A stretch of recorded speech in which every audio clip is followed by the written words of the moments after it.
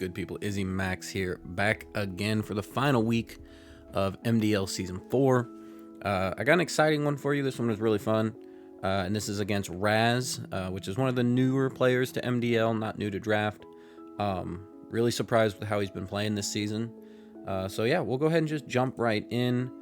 Fast forward a little bit, just kind of show the teams here, and then I'll fast forward to the game. So I'm bringing Assault Vest Melmetal, Wiki Berry Rotom with Nasty Plot. This is going to be my main sweeper. Babiri Mamoswine, which he didn't bring Metagross, so it's not as good. I got the Lagging Tail Purloin. That is for some Tailwind shenanigan stuff, since he does have the Torn. Focus Sash Electivire. Decently offensive, slower than Rotom though, for Marowak reasons. And then a Life Orb Hatterene, which is going to be my Trick Room setter for the week.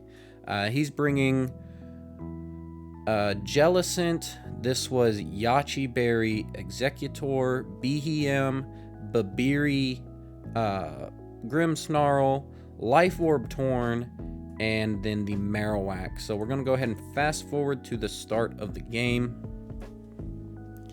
And this game is big for me because if I win, my differential is already higher than the person behind me. So if I win, I lock out of wild card, and I guarantee at least third in my division. So here, I have the double electric lead, which is something that I was really excited to have when I picked up Rotom, because it just feels super solid. Because either I could ally switch, or follow me, and either way you have to guess where you're going to put like a max Quake.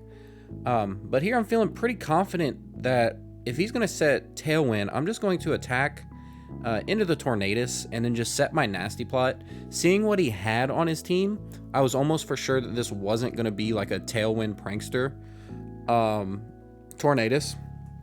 So this is going to be my play.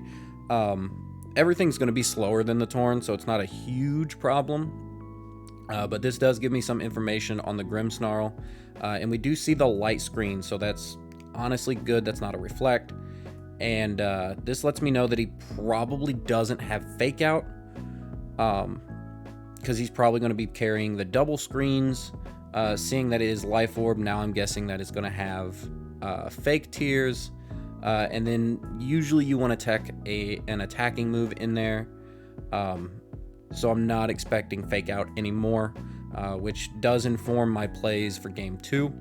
But here, Vire just does what it needs to do after taking the Heat Wave and just knocks out the Tornadus. So that's honestly the only fast problem that Razz has, and it's just gone now. So now I know Rotom is going to be able to outspeed pretty much everything. And with that nasty plot boost, I'm just going to ignore the Grimmsnarl and just kind of figure out what I can do.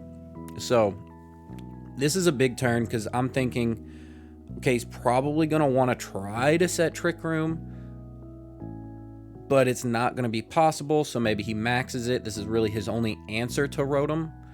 So I am just going to go ahead and max Rotom for myself.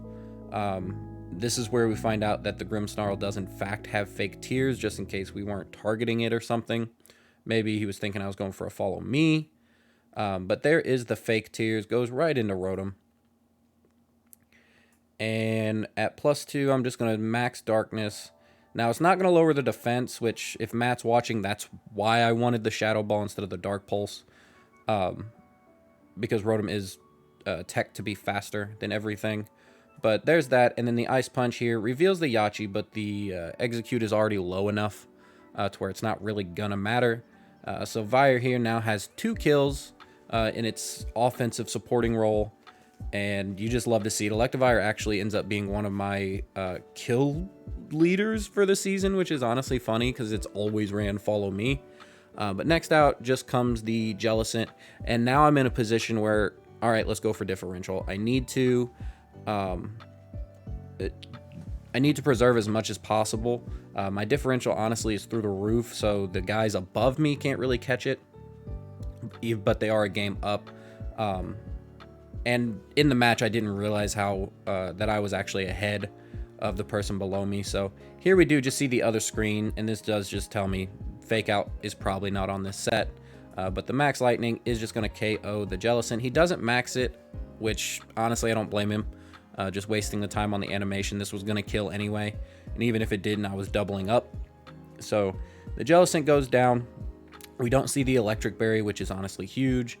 Wild Charge comes out here, does a good chunk of damage to the Grimmsnarl. And I debated here switching out. Because I did want to just preserve the diff. I didn't want to show anything. I don't want to do any extra recoil damage. So I'm just going to go for the Ice Punch and just a Max Electric. I didn't show the water move, but it's there. Like, he should know it's there. But I just go for the safe play. The Max Electric is just going to KO anyway. I'm at +2. He is behind a screen, but it doesn't really matter. So that is game 1. I'm going to go ahead and fast forward to game 2. And here I'm going to change my lead up just a little bit. I don't expect him to go for the same thing. I'm actually expecting the Marowak for a lead, since I did lead double electric. So I'm going to go ahead and go with the Mamoswine instead. And if I see the Marowak, I'm not going to max. I'm not going to nasty plot. I'm just going to Hydro Pump it, because that should pick up the KO. And then Mamoswine can just ice attack the Tornadus and then be put in a pretty good spot. So that was my game plan going into this. And here's the start of the game. So I guessed it right. Out comes the Torn and the Marowak. And here I'm second guessing my original thought that this is not Prankster, because Tailwind with a fast Marowak can actually outspeed a lot of my things that I brought. But this is where I'm kind of deciding what I'm doing. Thought about going for the electric move into the into the Torn, and then the ice move into the Marowak. But then I remembered that my Rotom is actually just faster than everything else. And I almost max watered, but I didn't want to waste my max turns. I was pretty confident that just the straight Hydro Pump would actually pick up the kill here. And I kind of made the call right. My Hydro Pump, however, misses. So I should have double targeted the Marowak, and if I killed it, it got redirected. But the low kick here, yep, it's going to take out Mamoswine. So Mamoswine not doing much here this week, which is sad. It's been doing really good work for me all season. But now I am just going to go out into the Electivire. After I see the Protect there, I know he can't Protect again. Drink break. So here, you're not going to be maxing the Marowak. I don't feel like you are. You've already seen that I'm going to launch a Hydro Pump, so I'm just going to max Hydro Pump. This does circumvent the max. And then if he doesn't end up maxing the Torn, we've already seen this Wild Charge actually just kills. So the only way this play actually goes bad is if he protects the Marowak,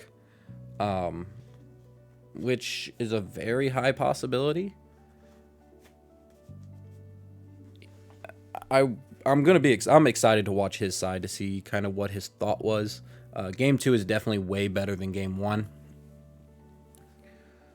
So, honestly don't know. Here we go. So I see that he's maxing first. So I know this isn't the Marowak. This has to be the Torn.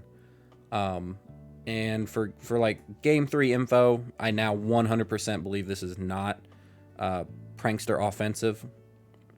So there's the max. Now I know Wild Charge won't kill, which is unfortunate. But I max myself. These max animations are incredibly long.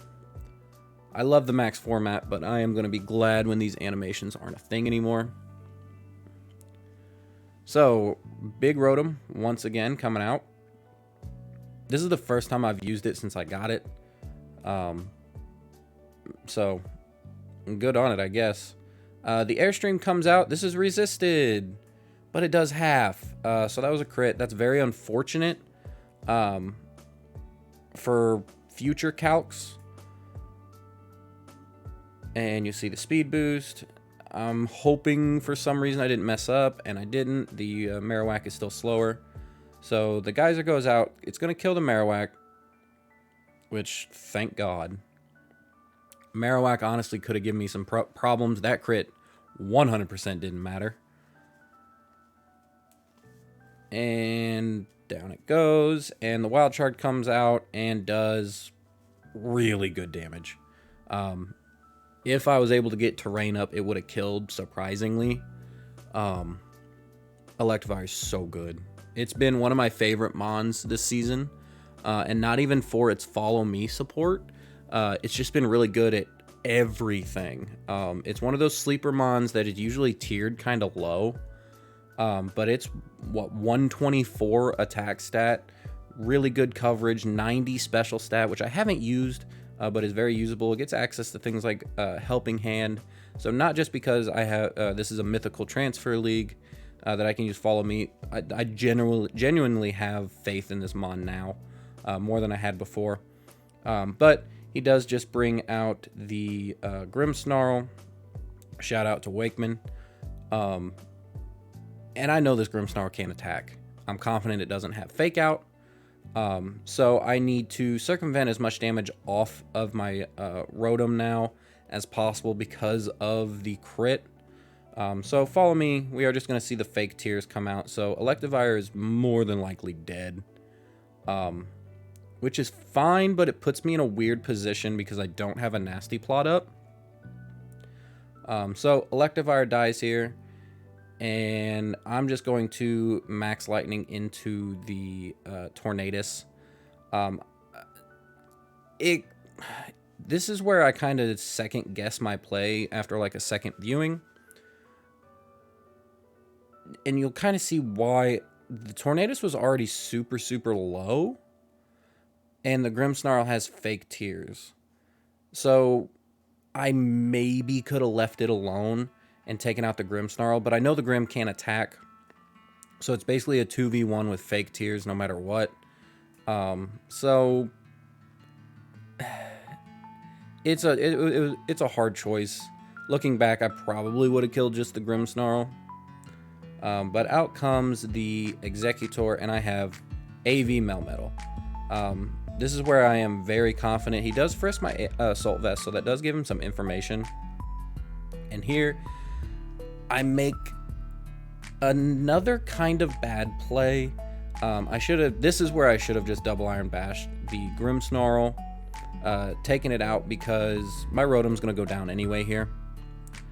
We do see the Reflect, and I'm going to do a fair bit of damage here. Again, this is why I wanted Shadow Ball, because it helps Rotom's sweeping potential, but more so it helps everything else on my team sweep, since everything I have is physical other than the hat. But that is where that crit really kind of mattered. I should have lived that. It should have only done about 50%. So Rotom goes down, unfortunately, and because of all that healing, Double Iron Bash now is not able to kill. But we do get a lot of really, really good damage off. And now Melmetal gotta pull some heavy weight here. Now here I make a read.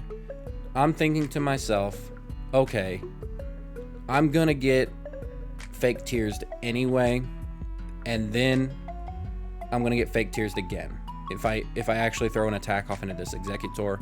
So I might as well kill the Grimmsnarl, only let it get one, and then chip down the Executor afterwards. So I made surprisingly the right play.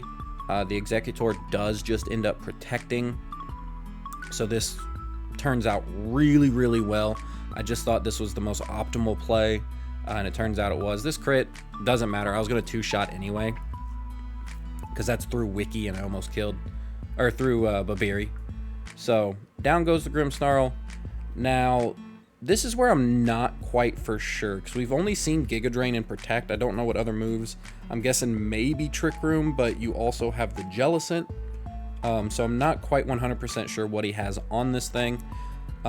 But I am technically at -1 since I am AV, and we only see Giga Drain, so I know that I kind of have this in the bag. It does decent damage, surprisingly, but it's not going to be enough after seeing the Double Iron Bash damage from the last one. So there's one, and there's hit two. So we're able to come away with a good win, +5 on my side. And GG to Razz. I don't think he played that terribly. I just put myself in a really good position to just kind of run away with it. So you are going to not see me for a week because I will have that wild card bye. And then I will jump into playoffs where I will more than likely play. Actually, no, it could come down to any three of these, either Gumi, Anthony, or Hector, depending on where I finish and where they finish. It's all coming down to this last week. So other than that, that's going to be it for me. At the moment, I think Melmetal is the kill leader for the league in terms of differential and maybe even pure kills. So we had a good season. After playoffs, I'll break everything down week by week and kind of do a breakdown. So yeah, without further ado, I will see you guys in the next one. Peace.